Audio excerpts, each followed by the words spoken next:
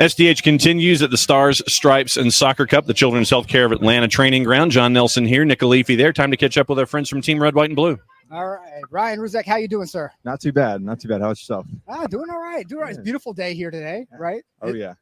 These are the days that sell people on Atlanta, right? Like the Chamber of Commerce Day. Yes. It's you get like a few days like this, like in the spring, like the early spring time, and then going into summer, and then like going into fall, but then they stay for summer, like through like July and August, and they realize very quickly, I may have made a mistake in my long And then you got an 80-degree Christmas, right? Yes, exactly.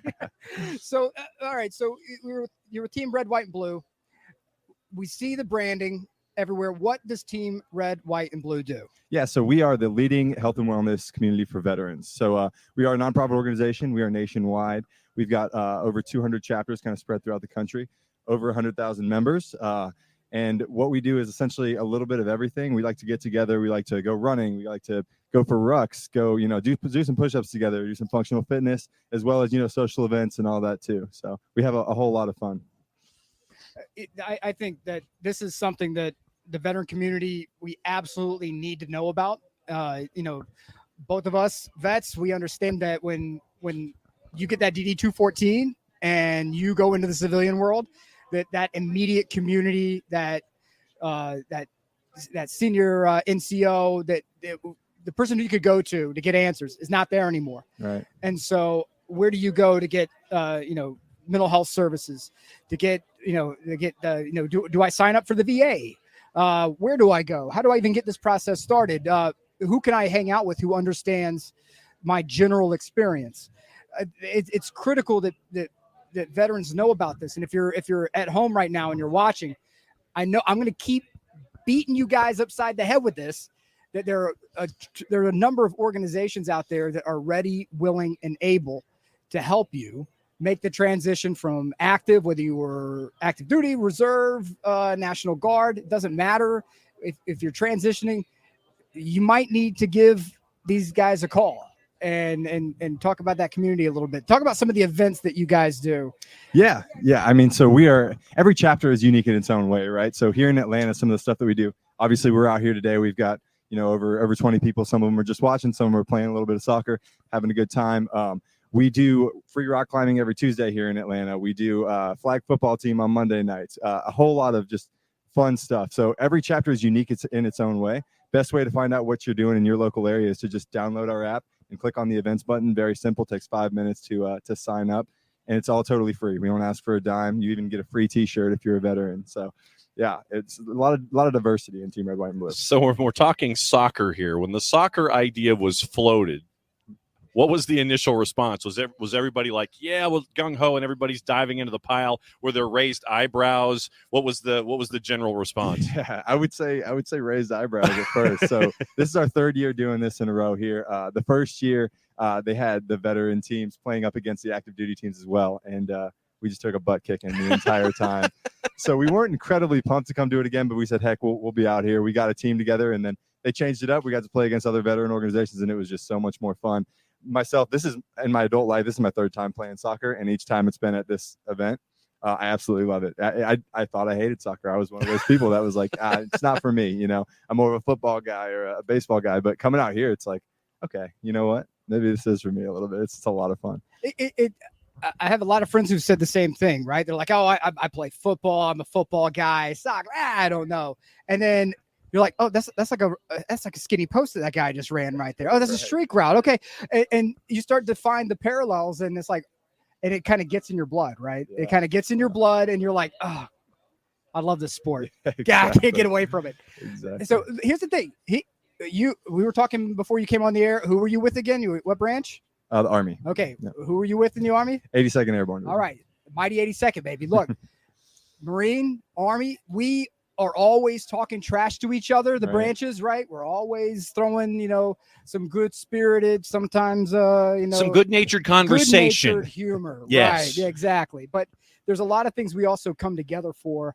And this great tournament here, Stars, Stripes, and Soccer Cup here at the Children's Healthcare of Atlanta Training Ground. Look, this is something that I know there may have been some raised eyebrows. but I am so happy that you guys are here because it's an opportunity. And we saw this last year, and I know you probably saw it too, that the cross-pollination between the active service members and then groups like the veteran service organizations, like, oh, who are you with? Red, white, and blue. Oh, wow. What do you guys do? And then that conversation starts. Yeah. And those seeds are planted for people to have the opportunity to take another step. And I think it's great that you guys have different events, right? So you have the rock climbing, you have the flag football. And if somebody's sitting at home right now watching this and they're thinking to themselves, oh, I don't know if this is for me. I don't sell them, give them the elevator pitch and tell them why they need to come and talk to you guys. Yeah. Well, look, going back to the raised eyebrows, right? This isn't something that I would just do. You know what I mean? We really push getting out of your comfort zone, making sure that you can exceed your limits and go out and do something you wouldn't expect yourself to do or enjoy. A lot of the times you're going to find that you do, right? So one of the things that we see is so many veterans, they get out of the military and what do? You know, they end up on what I like to call Fort Couch. They're just kind of sitting at home. They don't have that community. Well, the PX is right there at Fort Couch, right? Right, exactly. Yeah, they call it the pantry there. But yeah, no, they just don't have that community. So that's what we offer. You know, that's what we provide is a community. And they're, like I said, they're unique all throughout the country. Here in Georgia, we're building a very strong one here in the next few months. I know we're going to have just tons of different opportunities to do tons of different things. And come meet us. And if you don't like it, then you know what? Don't come back. But I think you will. So. Well, and that's the thing, right? Is that it's an opportunity. I know that when I got out, as soon as that DD-214 got in my hands, I was like, done. Yeah. And then you get home and you're like, this is great. I don't have to worry about any more PFTs. I don't got to worry about any of the other stuff. And then that goes away very quickly. And then you're like, I need to go see. And then you realize that community, there's a tremendous distance now with that community and you start to feel alone and you don't really know where to go and what to do to solve that absence of community. And it's something where we all, I think, generally signed up. I was bored. I would sign up in March 2001, pre 9/11. I signed up because I was bored. And I said, if I don't do this, I'm going to probably question for the rest of my life, should I have done this? I missed my window. I missed my opportunity. People need to know that doesn't really go away. Even after you've done challenging yourself in the military, that there are other challenges you need to face. And the challenge of loneliness, the challenge of PTSD, the challenge of TBI, whatever physical ailments, whatever we picked up along the way, because God knows we picked up a lot. That opportunity to meet with people who have that are going through these things like you are, probably know solutions, or at least know how to get you support. That community's there if you're willing to take the challenge to get off Fort Couch and go and do something with it. Yeah, exactly. Get out in the community. One thing you're going to find is, like-hearted, like-minded people with shared experiences. And that's just so key to be around. You can't go through this stuff alone. No. Especially when you're really struggling, you got to find some people that are there for you, that are willing to fight for you, just like they would have, if you were deployed together. Right. And that's, in the Marines, I can't speak for Army culture. I can, but for Marine culture, the minute somebody says, oh, I need to go get mental health services, I need to, I have an ache, a pain. Oh, you're broken. Oh, don't talk to Alifi. Alifi's broken.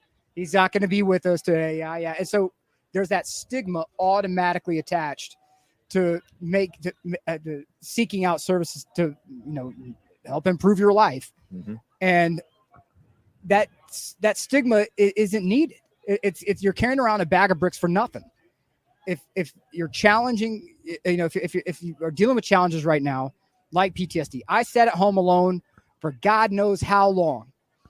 And I felt like I was alone.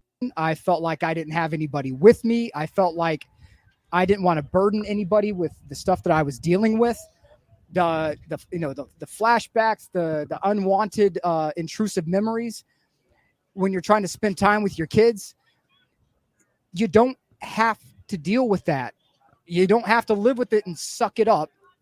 The term suck it up, I don't want to burden anyone. Those need to be erased from your vocabulary, because, if an Army guy and a Marine can sit together and talk about the ways that we can benefit each other and lift each other up, baby, it's one big platoon. Yeah. It's one big platoon. And, we all had different, like if you were part of a rifle squad, somebody had the M16, I'm aging myself. Somebody had the saw, somebody had a grenade launcher. We all had different jobs, but we're all part of the same fire team and we're all part of the same platoon. And it's important to know that if you're at home now and you're on Fort Couch, I love that term, I'm stealing it forever, that you are still part of a platoon. You're still part of that group. You're not out of it just because, you're at home. No, erase that thought. And you need to come talk to these guys because it sounds like you all have a great thing happening. Where's the climbing taking place? So that happens off Presidential Parkway in Stone Summit off Presidential Parkway, and that's through an organization called Vets Climb. And we just go out there. You go to the front desk. You say, "I'm with Vets Climb and Team RWB." They let you right in the door. I love that gym. Yeah, that's awesome. The ownership of that gym. I believe in transparency, and I have no problems putting myself on that. Because maybe I say something that helps you realize that, I'm not the only nut job out there. There's a bunch of us.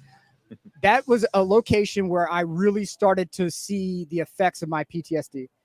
When I had to do the figure 8 knot for the belay, and I kept trying to get the figure 8 knot down, and my wife's like, "All right, let's go," and it wasn't good enough. It wasn't good enough, and because I felt like somebody's life was on the line as a result. And I must have done that figure 8 knot in front of her and in front of the staff at Stone Summit. God bless them because they were so patient. At least 30 times back to back to back to back to back. And finally, my wife, who is she's a therapist specializing in PTSD treatment, she pulls me aside and says, "Honey, I think it's time for you to get help." And it was because the weight of needing to, when someone's life is in your hands, that it must be perfect. It must be executed to perfection. And it's something as it had nothing to do with combat. It was climbing. The ways that we can explore, how we get help, how we need help, it comes from radically different places. And that, so the gym and that staff, short story long, that staff is amazing. And Stone Summit is a fantastic gym. It's absolutely first class. Yeah, it's incredible. They have great folks out there. For sure. All right. So, question that I've been asking folks when they come up: what have you learned about yourself with the time that you've spent with Team RWB? Yeah. So, frankly, I got out of the Army December 2020 and started with Team Red, White, and Blue as an employee. January 2021, running our headquarters. Was my whole job. And frankly, I'm not the type of person that probably would have signed up with Team Red, White, and Blue. Just off the bat, getting out of the military, especially, it just wouldn't have been something that would have interested me. When I was in, I was too cool to, look like I was in the Army when I was going out in public and stuff like that. So too cool, I say. It's not you true. Did wear the and you just shirts? used air Right. quotes. Yeah, I wasn't rocking my my ASUs out in public. No. But no. So it wasn't something that I would have thought I would love, but I absolutely love it. I mean, just getting to know the people. Like, I'm looking at our tent over there. We got 20 amazing folks over there, veterans that. I'm looking at it. I've made lifelong friends over there. You know what I mean? And I never would have had the chance to do that if I didn't step out of my comfort zone and really immerse myself in that culture and get to know these people and just all the benefits that come with knowing folks like that. It's just the friendships that you build. My wife's got new friends. It really helps you get integrated into a community. Absolutely. All right. So one more time for folks that want to get in touch with you, how do they do it? Yeah, so if you're in this local area, I would encourage you to reach out to me, Ryan.Ruzek. That's RYAN.RUZEK at teamrwb.org. Nationwide, though, download our app. All you do is go to your app store, look up Team RWB. We got the Eagle logo on there. You can't miss it. And just hit that, like I said, hit that events button, and you will see what's in your local area. Hopefully, we'll have somebody from leadership reaching out to you very shortly after that, and you should hear from us. Good deal. Ryan, thanks for hanging out with us for another year here at Stars, Stripes, and Soccer. Yes, thank you so much for having me. I appreciate it. Appreciate it, man. Thanks. The story continues here at the Children's Healthcare of Atlanta Training Ground. More coming up in just a little bit.